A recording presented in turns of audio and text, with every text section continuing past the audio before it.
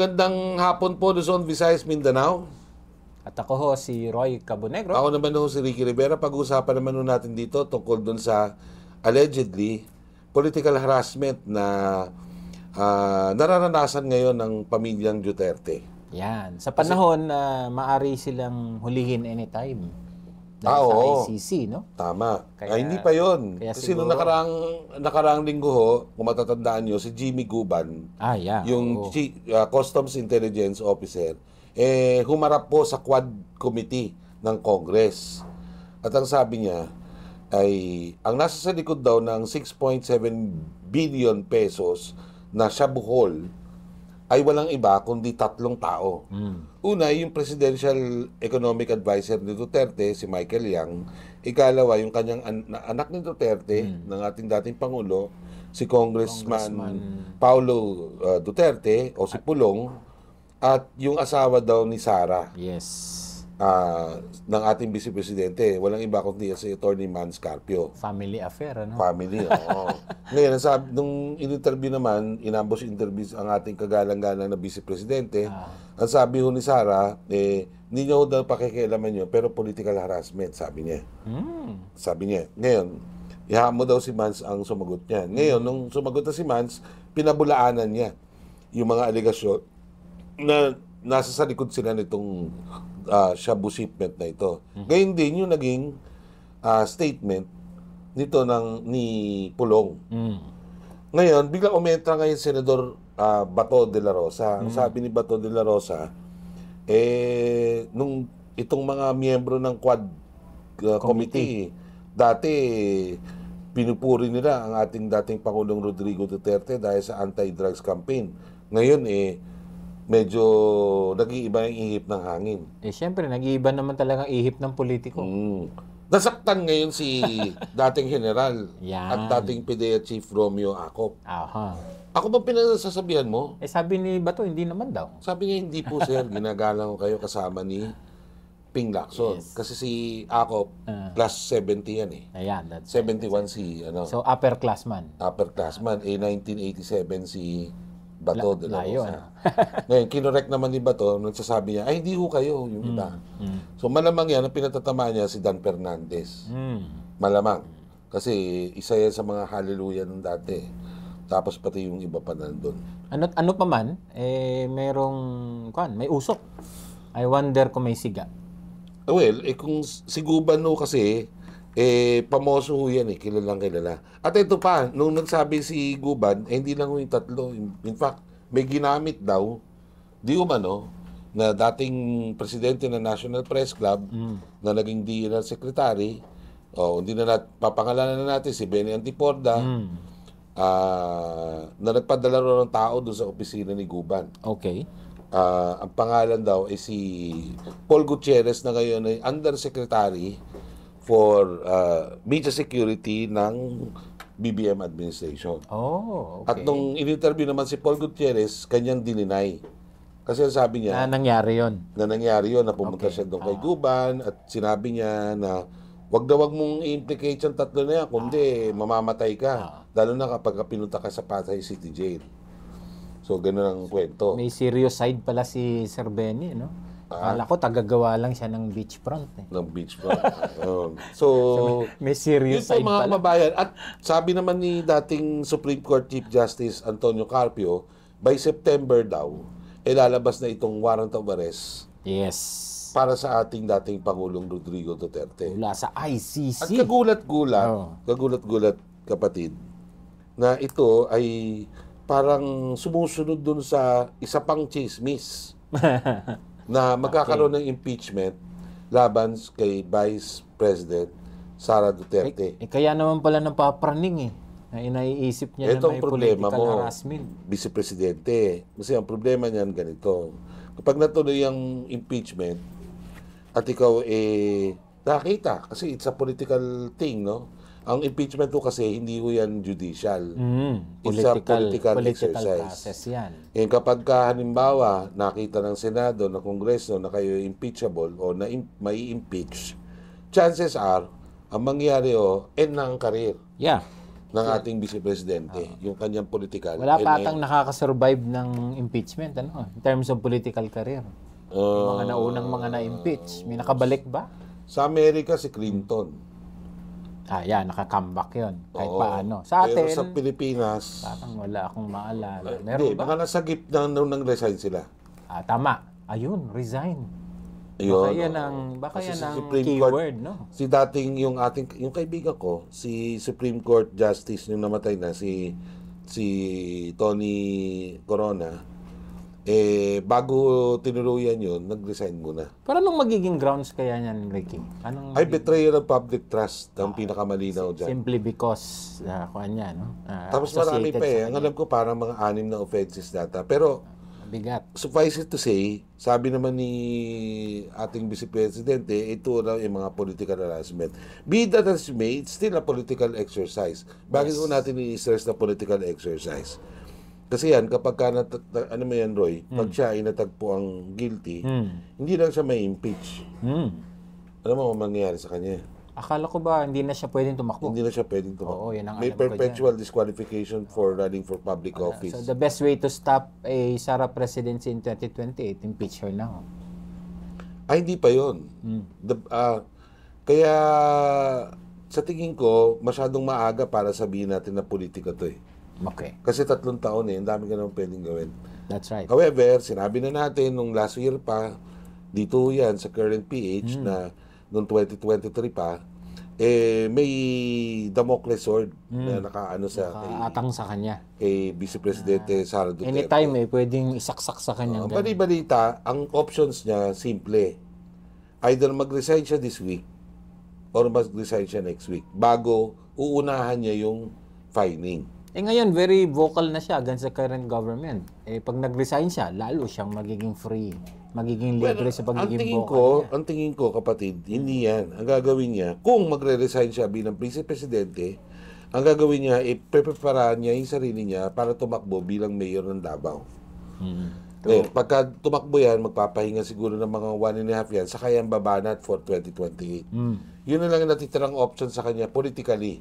Kasi kapag siya, hindi niya gawin yon at magpatuloy siya bilang Vice Presidente at maging matagumpay itong impeachment, chances are, Chis Escudero, Vice Presidente Chis Escudero, Chis Escudero, tapos magiging Senate President si Jinggoy. Teka, Senate President Jinggoy Estrada. di ba convicted? Ano nga ba yun? Senate President Jinggoy Estrada. Di ba convicted? Ano nga ba yun? Di ba convicted yun? Tapos Vice President Chis Escudero. Diyos ko, ano ba nangyari sa atin? Pati convicted, magiging Senate. Magiging Senate, magiging second Bago ata yan. magiging second first lady si Hart Evangelista. Pasensya ka na, Senator Bato, ha? Ako. So, Kala ko gagayahin mo si Bato, iyak ka din. ha? Kala ko iyak ka din. Sigurado magkakaiyakan niya kasi, isipin mo, bilangin mo na lang ngayon sa Senado. Ilan pa rin silang Duterte doon? 3 na lang ata, di ba? Hmm. Si Tolentino, parang bumaliktad na di 3 na lang. Sino nga? Si Go, Oo. si Bato, Oo. o nga no, sino yung pangatlo? Hmm. O nga no, silang 2 na lang ata. Si Aimee, hindi ko alam kung ano iboboto niyan. Pero siyempre, kaibigan siya ni Sara. Oo, malabo. Boto siya. Pero 3, ilan sila? Wala. Hindi, ilan nga sila? Di ba, 24 ang Senado. Oo. O, di 2 lang. Minus, 3. Oo nga. O, lagay mo 3. O. Di tapos na ang bilangan. Wala sa silang Congress. wala silang may tutulak. Sa Congress. Sino ba speaker? O, di si Romualdez. Sinong pangalawa sa kanya? Sino nga ba ang kuan? Pro temp. Ang daming deputy sec. Deputy Sec. Oh. Meron pa ba doon naiwan na? So, syempre, ikagrabel na yan. Wala na. Pak! Ang dali-dali.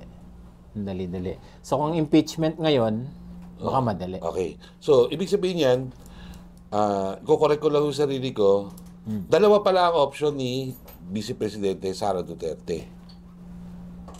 Okay? Ang unang option siya, mag-resign. This early. Which is the legal way. Ang isa, illegal. Hindi na natin yan kasi bahala lang siya. Pag people power daw, ang problema, Karoy, nung nakaraang araw na tinetext nila yung people power argument na yan, Oo. walang nangyari. Baka yun na yung designated survivor. Hindi nga-release nga nila eh. Pumunta yung mga DDS dyan sa EDSA Shine. Oo. EDSA Shine. Nag-analysis bomba sila doon kasama yung mga ibang vlogger. Ano nangyari? Maraming nag-like sa vlogger. Hindi, namamanipula yun eh. Tayo di ko namin pinamanipula yung views namin dito. Sigurado yan. Yun. So, ano nangyari? Wala. Sa mundo ng vlogger, meron. Nanawagan na yung Yun. Katibinad. Yun. Nanawagan na si Marlica. Tapos si Del Sasot, nandyan na rin. Tapos yung iba pa mga vlogger, kailangan daw magising ng military dahil bangag daw yung Pangulo. Sabi nila. Yung kabinete daw, bangag din. Okay. Sabi nila. 10 daw doon sa kabinete, nakaka-session daw ng ano. Parang iba yung nagigising. Yan ang sinasabi. Ang problema, hindi nag-i-stick. Ala, Pero parang iba nagigising. Ano? Ang bali-balita ko, meron daw lumalabas na bagong anti-trapo civilian coalition. Basta gaganap na lang yan. Ang point is, ang layo naman nun sa panawagan nila. Parang iba yung nagising. Ngayon ang tanong dyan, kung talagang matutuloy nga itong mga pinagsasabi natin na magkakaroon ng ICC arrest sa September, i-impeach sa September, hanggang October si Sara, at si Cheese di ba? Cheese! Ngayon, tubig. at malamang baka siya mag-presidente na 2028. Okay. Natin malaman, di ba? Kaya na presidente siya, paano naman si sabi ni Sara, tambaloslos. Paano naman si tambaloslos? Oo nga, no? Di ba? Oo nga. Wala na. Ako hindi tambaloslos. Ano? Tatawag ko sa kanya. Si Bondi nga. Bonji? Babalik sa'yo yun. Hindi, bukas pala nandun ako. Huwag ka, mamaya. Sitahin ka rin. Mapanood nito ngayong gabi. Pero, yan, tignan natin kung ano sinong Bonjing? Tignan natin kung ano mangyayari kasi marami pa yan. Pero, malamang talagang mangyayari yan. You know why? Tanong mo sa akin, bakit? Bakit? Dahil mag-i-election po ng Estados Unidos sa November. Yan, ang malaking factor bago mag-election natin. At September, magkakaroon na isang economic global recession. Yes. Ang Pilipinas, nasa critical na panahon. So, ang tanong, mamimili ang taong bayan sa mga susunod na panahon. So, tingnan natin kung anong malakas ba ang gulugod ng mga Duterte. Kaya niyang anong gagawin nila? Kasi the only option is for them to call for people power, hence kudita. Yeah. Diba? Para masagip. Pero kaya nila ang Estado. Yan ang tanong. Kung gagawin nga nila. Or magrarally sila, punta sila Mindanao, rally sila doon. Baka pag-iwalay lang ng Mindanao, ang tutukan nila. Gawin nila, yari mas lali yun. Anong kaso yun pagka piniwalay mo? Ayun talaga, sedition. Hindi sedition. Di ba kung ano yun? Rebellion pala. Sorry mga kasama. Direktang rebellion yan. Kasi nag-create ka ng bago mong estado. So ano mangyayari sa'yo pag rebellion ang kaso mo? Siyempre, kung ano yun. Wala man tayong death penalty, so hindi sila ipa-firing squad. Pero depende yan. Pwede ba silang ma-firing squad? Yan. Oo nga, no? Kasi pag nagdeklarado ang estado of a state of war, that's right. May impose uli yung mga ganon. Tama. Under military justice, pwedeng i-impose yung pwede nilang i-firing squad. Firing squad. Tama. Diba? Pwede. Kaya nasa ganung ho tayong estado. Ang panalangin lang ho natin, wag na ho sana mangyari. Abot kaya tayo sa ganung drama, mga kasama? Depende yan kasi itong mga big boy natin, itong mga big boy sa politika, depende sa kanila yan.